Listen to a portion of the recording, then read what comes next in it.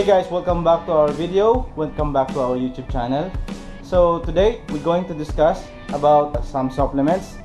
So before we're going to start, if you are new on my YouTube channel, please don't forget to like and subscribe and hit the notification bell to update my new coming video.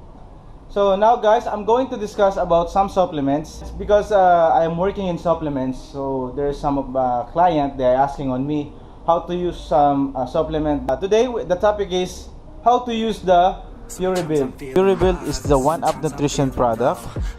It's added by creatine and glutamine, essential amino acid, and betaine.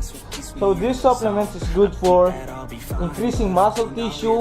First of all, if you don't have any pre-workout, so Puribuild you can use as a pre-workout. So 1 scoop of this Puribuild and 250 ml of water before your exercise 30 minutes. That we all have fear. In the back of our minds we hear the devil that's in our ear. Let it push you to see more. What is inside of Puribuild? So the Puribuild is added by creatine.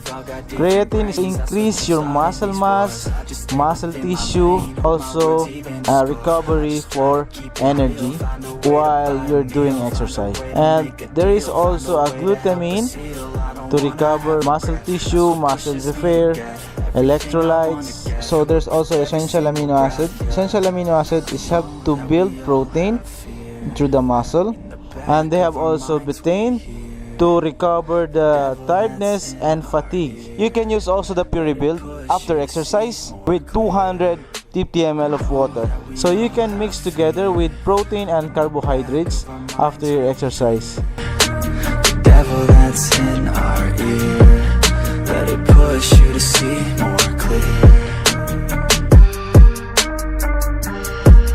This is amazing product guys for muscle recovery after your exercise. So I hope you like this video, and don't forget to like and subscribe for the next video.